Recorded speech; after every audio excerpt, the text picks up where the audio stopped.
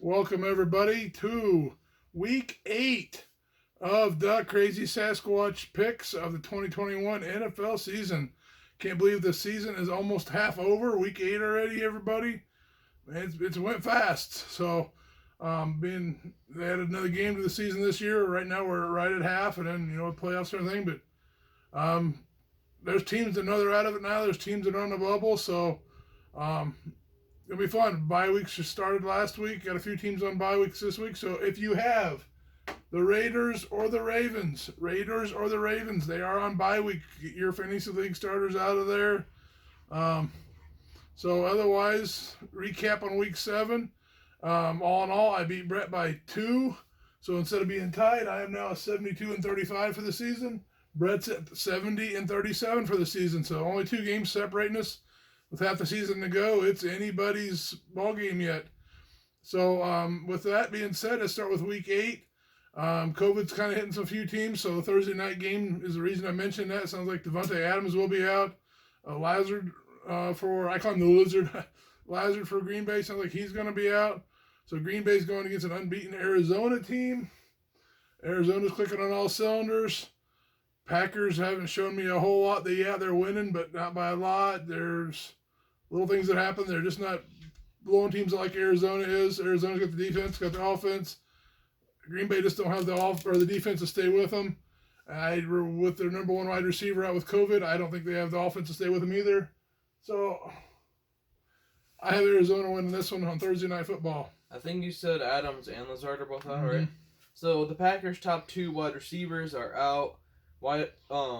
Offensive line's still banged up. I think I heard like third stringers are starting. Their defense very injury prone, lots of backups starting. They're scraping across the game, and with last game, they won I think by 2 touchdowns, but another game in a row, which is highly debatable with the refs. Against a real opponent this year, Arizona undefeated. I just don't think there's a chance, especially at Arizona. I don't think the Packers are going to win. Carolina pretty well laid an egg last week against the Giants of all teams. Atlanta's starting to wake up. Kyle Pitts is turning into the draft pick tight end that they thought he could. A couple hundred yards in the last 2 games. Passing games kind of coming there. Cordell Patterson, the running back, wide receiver kind of combo mix weapon. What worries me is Atlanta's defense. I don't think is right there yet, but they're hanging in games. Carolina, they had to come back from last week's loss, but without McCaffrey, from what I've heard right now, McCaffrey isn't going to play.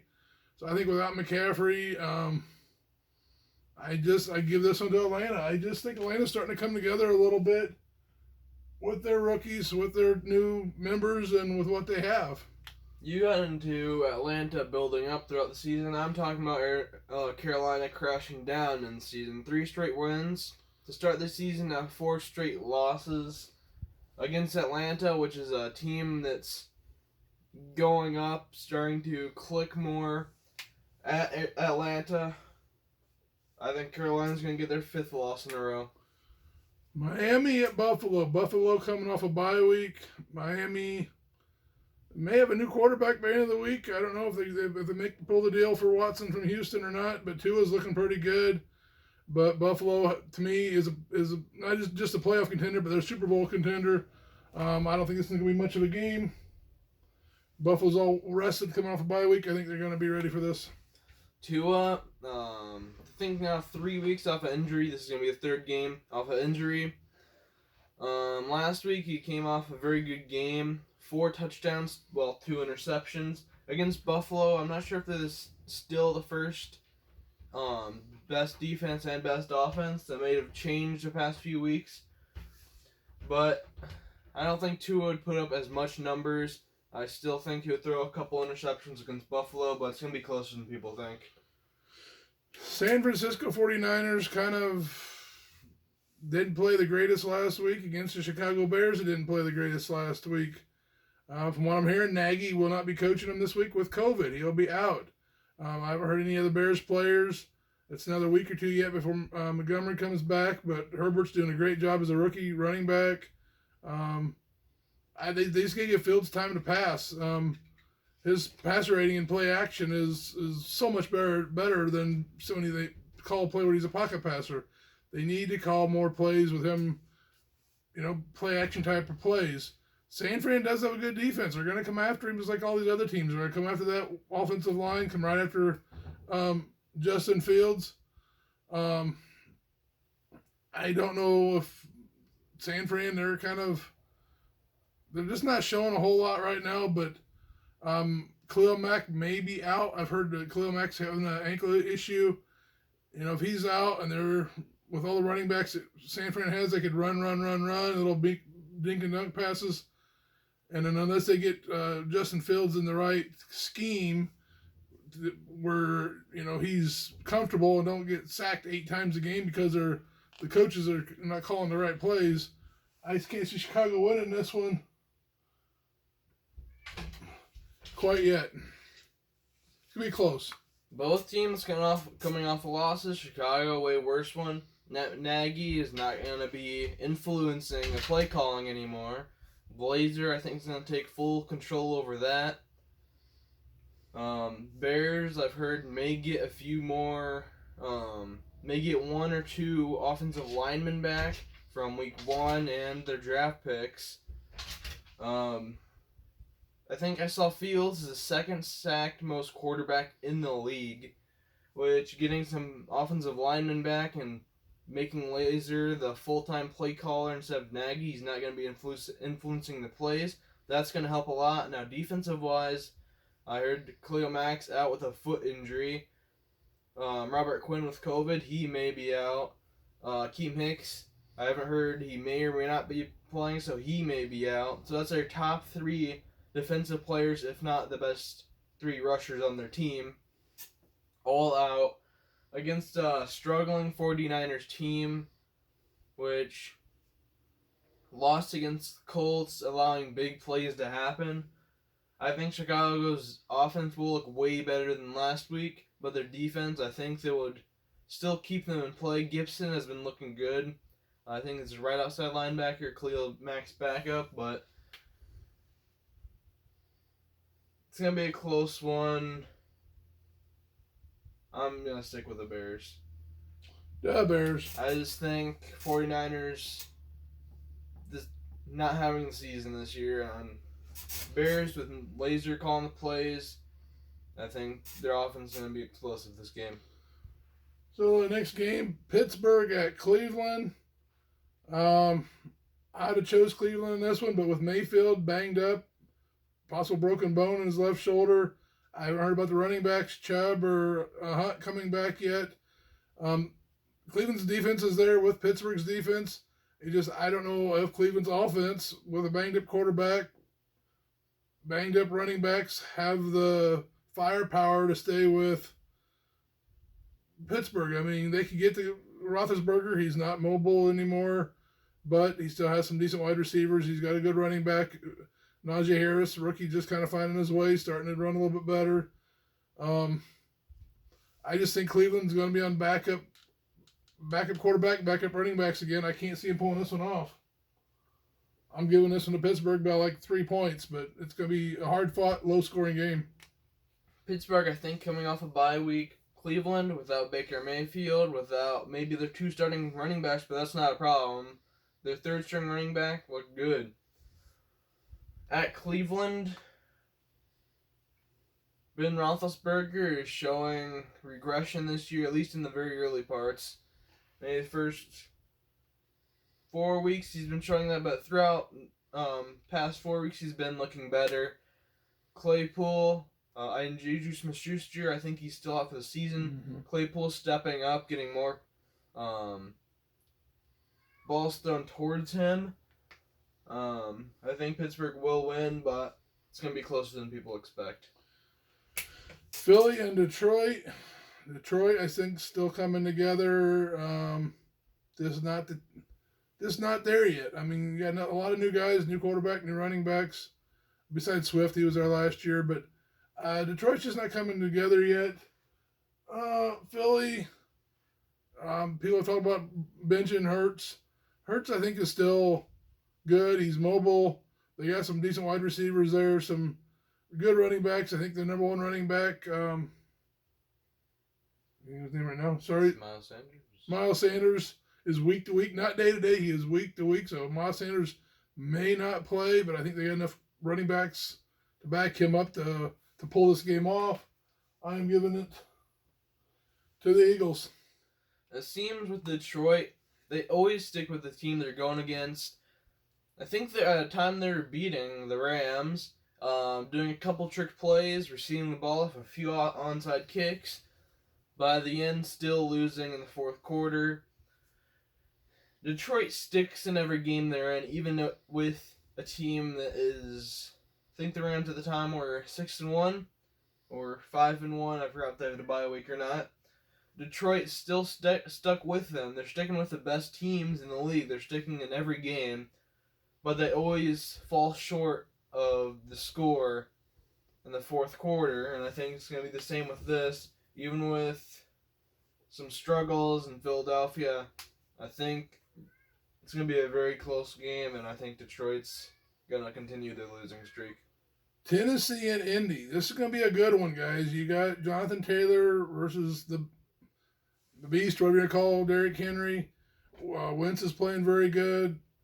Colts' wide receivers are doing okay. Tennessee, their wide receivers are both healthy again now. They're showing some fight in Tennessee now. I think it took them a few weeks to kind of find their identity. They kind of found it. Colts ain't looking bad. I mean, they pulled one off in the rainy, sloppy weather the other day, but this can be a close one. I just don't know if Indy's defense can stop the passing and the running attack of Tennessee. So I think it's going to be a close, high-scoring game, but I'm going with Tennessee. Tennessee, the team that beat the Bills, Derrick Henry threw a touchdown. Colts, a team that barely won, got some good plays. Carson Wentz, I think I saw 11 touchdowns, 1 interception this year, which is a very, very good numbers. I think Philadelphia is missing him with their quarterback play. Tennessee, I think it's pretty easy prediction. Tennessee. Cincinnati Bengals at the Jets. Jets are still finding themselves yet. I think their starting quarterback may be out this week, the rookie. So they're relying on a guy who hasn't played hardly at all in the NFL. I just can't see Jets pulling this one off against the Cincinnati team that's really showing up in the last few weeks. I think Jamar Chase, that wide receiver, is this year's Justin Jefferson, maybe even better. We'll see with Burrows. So Cincinnati's going to be a team to watch. Speaking of easy games to predict, Cincinnati's beating the best of the best teams this year. Like Baltimore, easy one for them. Going up here, Rams at Texans. Texans, I can't think of the team they're going against, but they stuck with them, I think, through the first and second quarter. Then they fell flat. Rams, almost the same thing. They were getting outscored by the Lions, and they came back and won the game, but I don't think it's going to be that same case. I think it's going to be a blowout. Rams. Rams got Stafford now. They're looking good with the passing attack with Cooper Kupp. The running attack with the Henderson's working well. Defense, Aaron Donald. I mean, Ramsey. You got one heck of a team with the Rams. Playoff contender. Texans, they're in rebuild mode. I just can't see this being much of a game. I think Rams will pull this one off by 2 or 3 touchdowns. New England at Chargers. Chargers coming off a bye week. New England, I think, coming off a win, right? Big win. The Chargers is the safe pick to do with this. They're consistently good. But I forget what week it was, but they did get blown out by one team. Wasn't it the Ravens or someone like that blew them out. New England starting to click more, looking better. It's a tough one. This is going to be a tough one.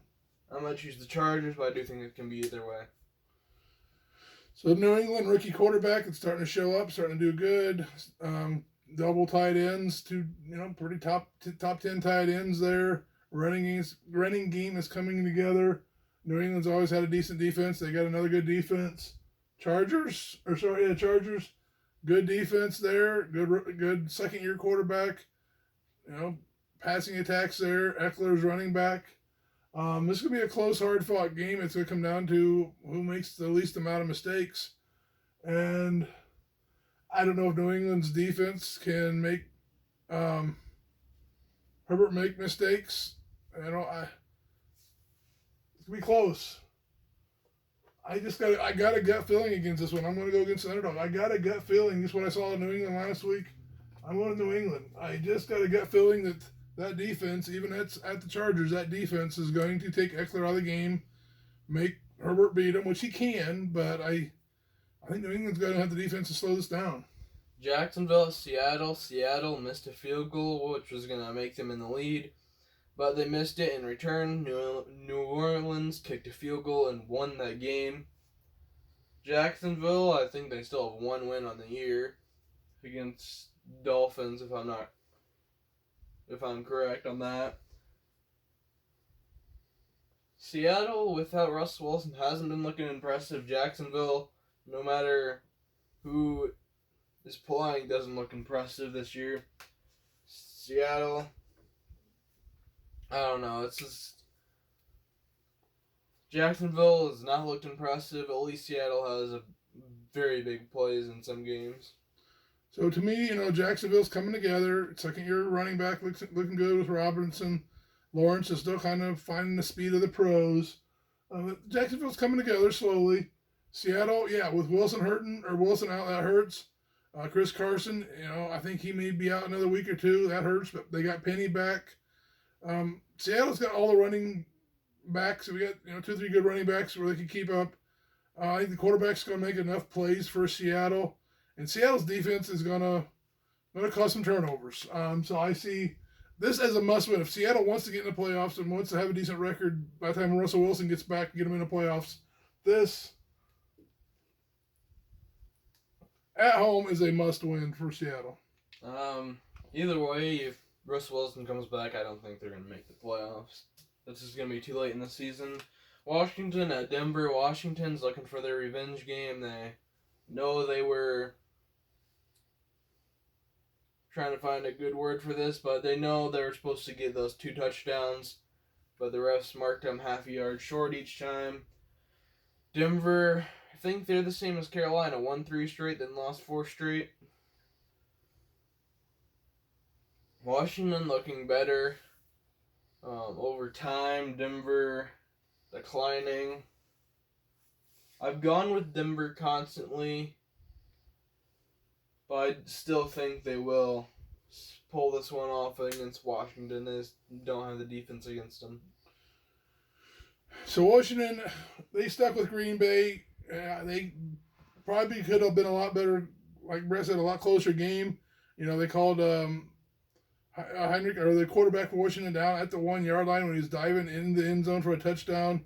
And the next play, they ended up fumbling it, not getting it. That'd have been a game changer there, I think. Washington stuck with Green Bay. Denver, from what I'm hearing, Bridgewater is a little banged up. They got Drew Lock on the other side, but Washington's defense is nothing to be slouched about. Washington's defense isn't standing up to what people thought they could be, but they're still there. They're coming up. They're making good plays. Denver, they're out. I think Jared Judy is a wide receiver. They're down. Denver has the team to beat Washington and vice versa. Washington has the team to beat Denver. I just think Washington, coming off that Green Bay game, has a little bit to prove, where you got a banged up Bridgewater possibly making mistakes. You're going to have that front line of Redskins chasing him down all day long. Can he stay healthy after being hit, after being pressured all day long? I was impressed with what I saw to Washington last week. I'm going with Washington on this one. Tampa Bay at New Orleans. I would say a joke, but most people already said it. Field day. It's been made almost every time I've watched any video relating to that game. New Orleans won after Seattle missed a field goal, and in return they kicked a field goal, won the game. I think this is a pretty easy pick. Jameis Winston against his old team. I don't think he's gonna win. Tampa Bay, playoff caliber team. Brady's hitting on all cylinders. Gronk practiced this week from what I heard, so you might get your number one tight end back. Running backs are healthy. Wide receivers are there. Defense is looking good. I just don't see New Orleans, even with Kamara, they'll slow him down.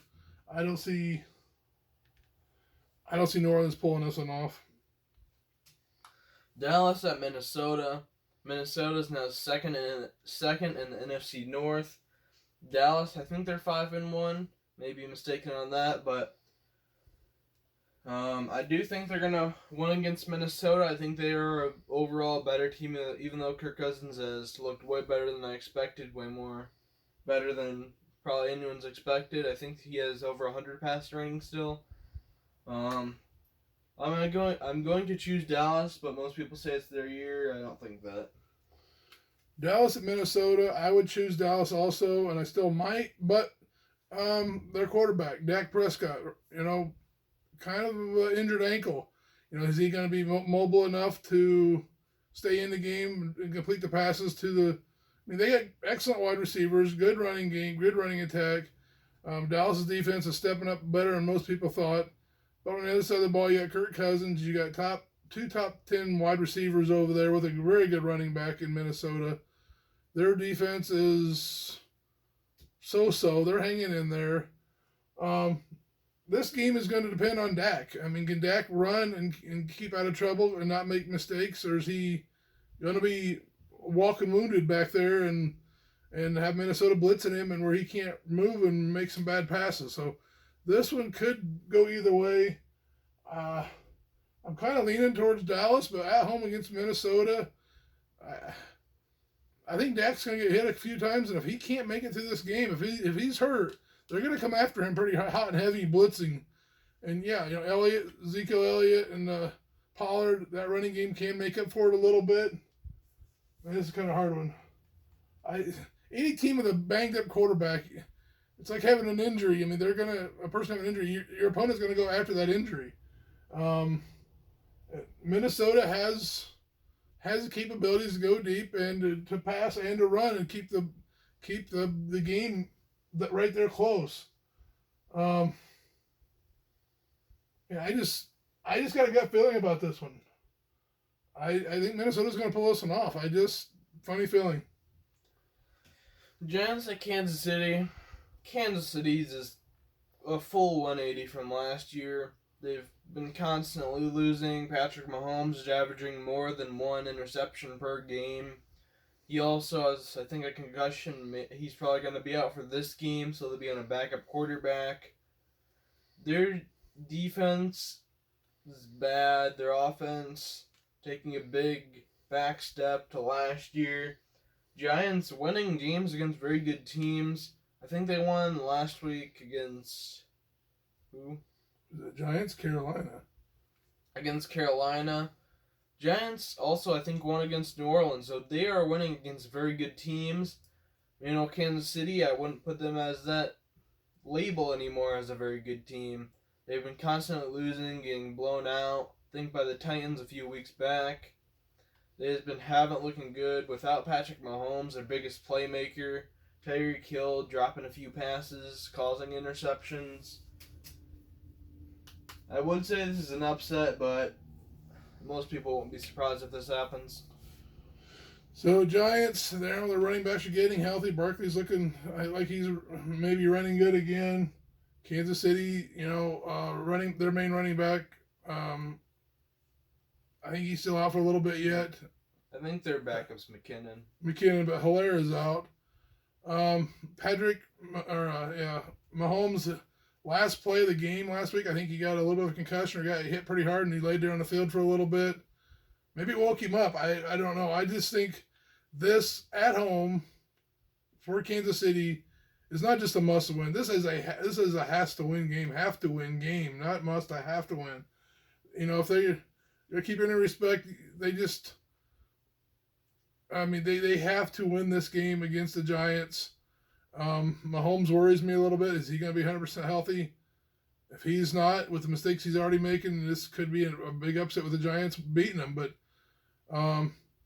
that defense is awful, and you get Barkley and you get Daniel Jones throwing some passes that are decent passes, and he's catching some passes. Yeah, he's catching passes, and the Giants are going to make a game out of this.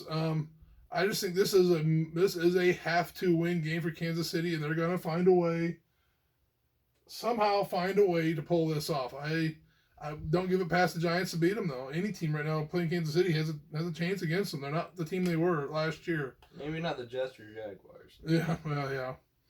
But trade deadline for NFL teams is next week. Some trades are already starting to happen. I heard Ingram, the running back for the Texans, went back to the Saints today. So that was the first trade I've heard about. Besides, any bigger names. Deshaun Watson maybe going to Miami or another team, which I forgot. Sounds like Miami's the leading contender there. So after this week, see what happens, because next week's a trade deadline. There could be some body switching teams. I mean, the Bears got a few extra quarterbacks. There's other teams that are needing quarterbacks, needing wide receivers, needing running backs, defensive players. Teams are already out of the playoffs. May start trading players for draft picks for next year. So watch your fantasy league players this year, guys, or this next coming week. Some of them may get traded. So see what happens. I said good luck on week 8, but between week 8 and week 9, start watching that trade deadline. If we hear anything, I'll make some notes. But I do know Ingram was the starting running back for Houston. He is now Kamara's backup. Excuse me, guys. So more trades will be happening, I'm sure, in the next few days, maybe before even this week. So I'm sure if a player gets traded right now on a Wednesday night, they may not play this weekend. They could. Depends on the position player they are. But definitely going into week 9 in 2 weeks, there going to be some players on different teams. So from the Crrazy Sasquatch, good luck on your fantasy league picks. Watch your players, and good luck on your record for this week. Go NFL.